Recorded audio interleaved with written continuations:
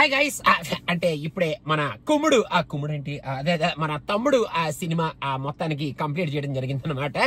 ఎలా అయినా సరే ఈ సినిమా చూడాలన్న ఆతృతతో ఆ సినిమా కంప్లీట్ చేశారనమాట.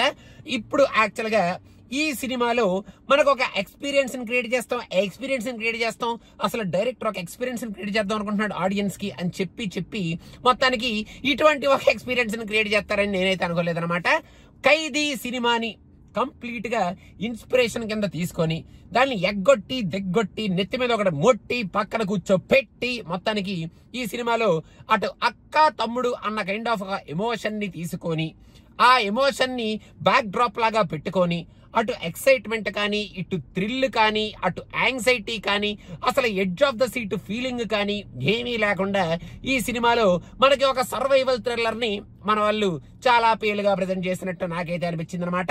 ఈ సినిమా మరి అబ్బో ఎంత వరస్ట్ ఉందేంట్రా బాబు అని అనుకోవడానికి మరి అంత దారుణంగా ఉంది అని నేను చెప్పను. కానీ ఇంతకన్నా గొప్ప సినిమాలు, ఇంతకన్నా దారుణమైన సినిమాలు మనం చూసాం.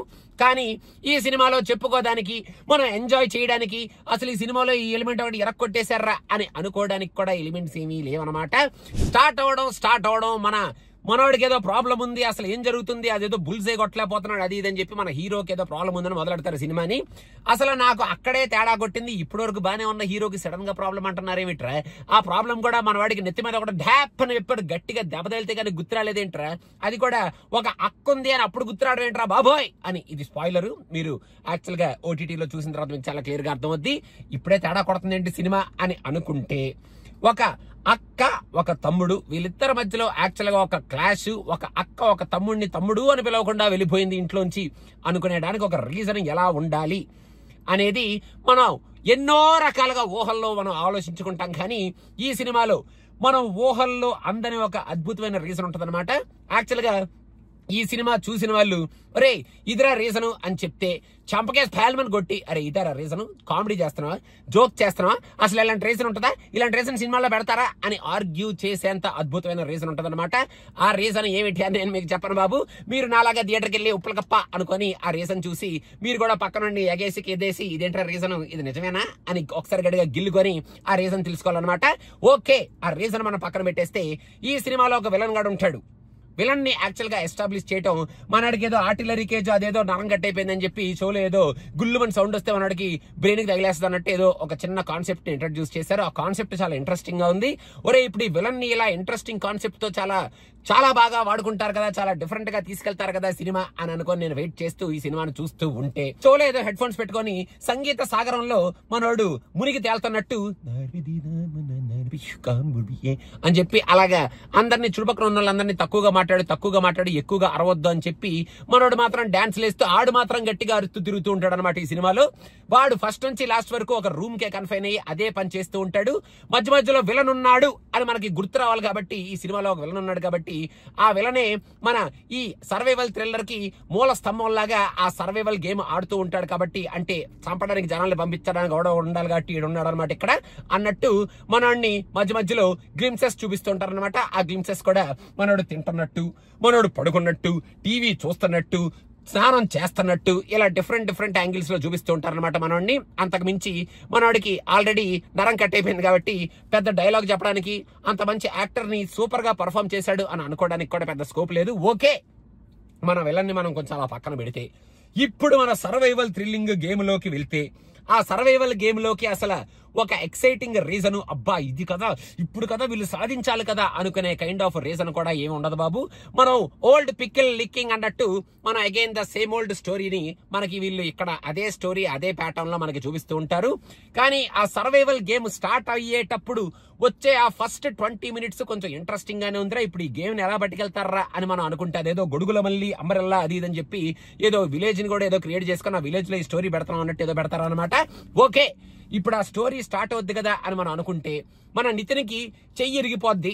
ఓకే చెయ్యి ఇరిగిపోయింది కదా, ఇప్పుడు మనోడు ఒంటి చేత్తో ఈ సినిమా మొత్తాన్ని పోరాటం చేస్తాడేమో, బాణాలు ఎలా వేస్తాడా లేకపోతే చేత్తో పడుకుని జుపుక్కు మన గుచ్చుకుంటూ వెళ్ళిపోతాడా అందరినీ అనుకునే లోపల మనోడు ఫైట్ సీక్వెన్స్ రాగానే హే హుల్లా హల్లా అని చెప్పి ఆ చేతిలో నుంచి బ్యాండేజ్ అలా పక్కకి ఇసిరేసి ఓ హుక్క అనుకొని చక్కగా అసలు ఏమీ కాలేదు నాకు ఫ్రాక్చర్ ఫిక్స్ అయిపోయింది అని టపటపా మెడిసిన్ కూడా లేకుండా బాణాలు వేసుకుంటూ తిరిగిస్తూ ఉంటాడు అనమాట.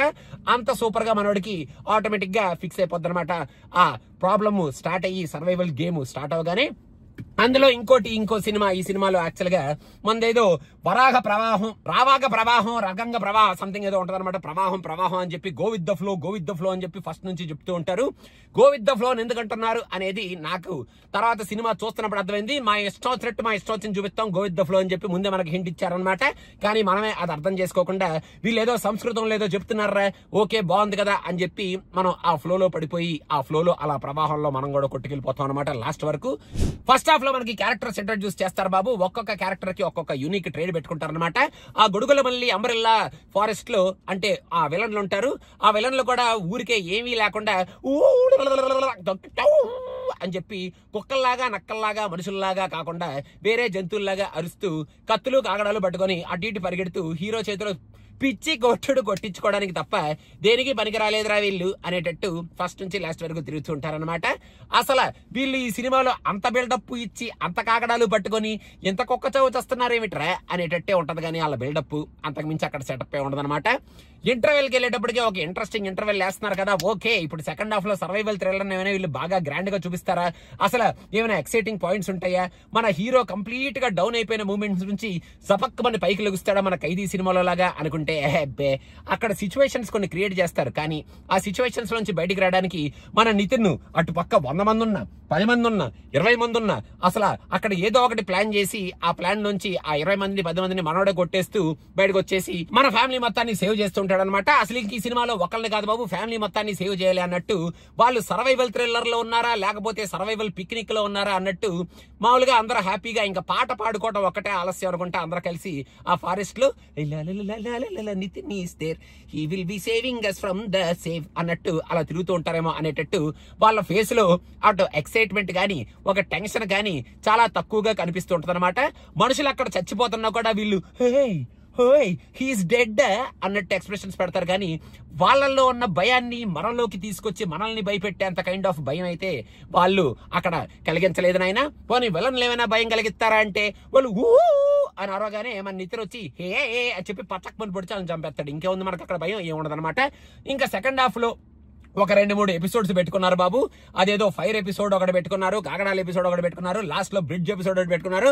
అక్కడ విఎఫ్ఎక్స్ ఏదో ట్రై చేశారు కానీ మరి అది నేచురల్ గా ఎంతవరకు పాసిబుల్ అనేది నాకైతే అర్థం కాలేదు. ఆ నిప్పుల కాగడాల్లోంచి జనాలు దూరుకుంటూ బయటికి రావడం, ఎగురుకుంటూ బయటికి వెళ్ళడం, మన నితిన్ ఒక్కొక్కడిని తంతే వాళ్ళు నిప్పుల్లోంచి అలా బయట పారిపోవడం, అసలు అంత పెద్ద నిప్పు కాగడా చుట్టూ ఆ నడుస్తూ ఉంటే మన వాళ్ళు మధ్యలో హ్యాపీగా రిలాక్స్ అవుతూ ఆ ఎపిసోడ్లు అక్కడ నడవడం, అక్కడ కొంచెం ఒక మంచి ఎపిసోడ్ నడుస్తుంది. కాకపోతే ఆ ఎపిసోడ్ కి సంబంధించిన ఆ అంబియన్స్ అలా క్రియేట్ చేయడం వల్ల ఎపిసోడ్ లో ఉన్న దమ్ము మనకి దక్కదనమాట. ఐఎమ్ టాకింగ్ అబౌట్ ద ఆ రౌండ్ ఇన్ ద ఫైర్, ఆ people in side the fire ఆ ఎపిసోడ్ అనమాట.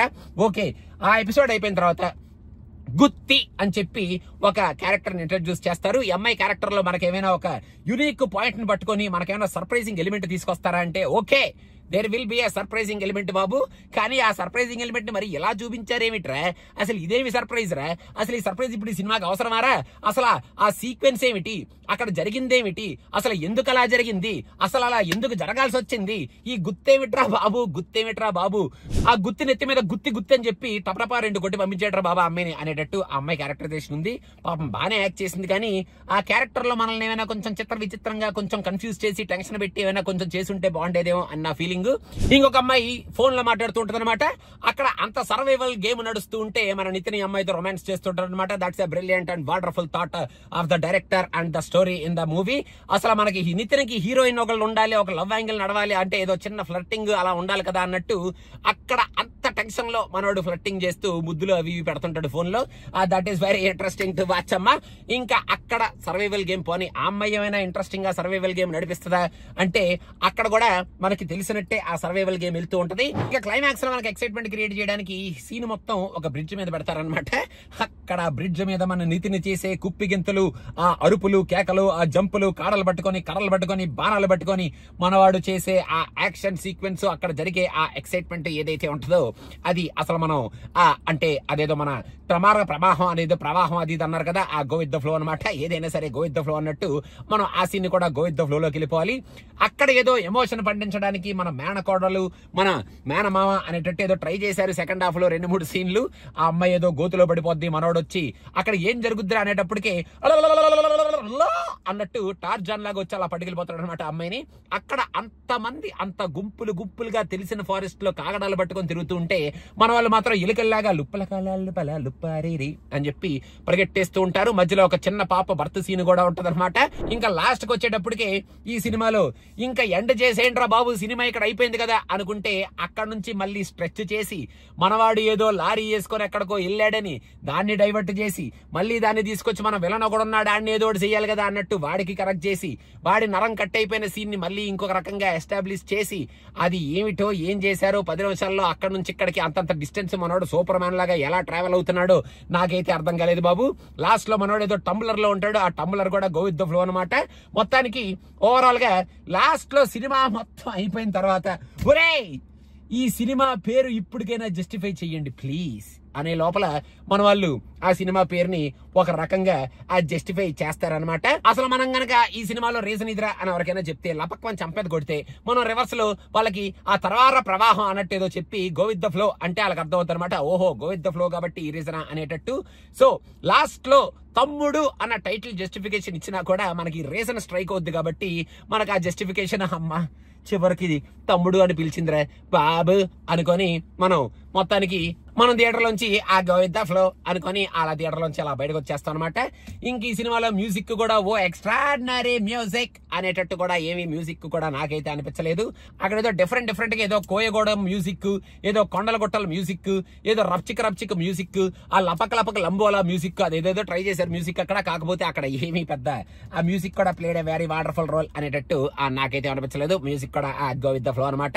ఇంకా ఓవరాల్ గా ఈ సినిమా ఫస్ట్ నుంచి లాస్ట్ వరకు ఆ గో విత్ ద ఫ్లో కాబట్టి లాస్ట్ లో మనోడు he will take a small medal and he will tell that the purpose of his journey is justified with the go with the flow లాగా మనం దాన్ని go with the flow చేసుకుంటాం. End credit scene ఒకటి ఉంది రాయన బాబు రే, post credit scene అంటే end credit scene ఒకటి ఉంది. ఆ ఎండ్ క్రెడిట్ సీన్ కూడా చూసి ఒకసారి గట్టిగా సెపట్లు కొట్టేసుకొని ఆ గో విత్ ద ఫ్లో అనుకొని మనం థియేటర్ కి ఇంట్లోంచి బయటికి అంటే థియేటర్ లోంచి ఆ గో విత్ ద ఫ్లో అనుకొని ఫ్లో లో కొట్టుకెళ్ళిపోతాం అనమాట. ఒకవేళ అక్కడ ఏమైనా ఫ్లో ఉంటే, లేకపోతే ఫ్లో లేకపోతే మీరే జస్ట్ చుక్కలు అలా వేసుకుంటూ అంటే అదే ఒక ఫ్లో అనుకొని అలా నెలలో నడుచుకుంటూ అలా బయటకు వచ్చేయండి. అదే ఫ్లో అనమాట మొత్తానికి.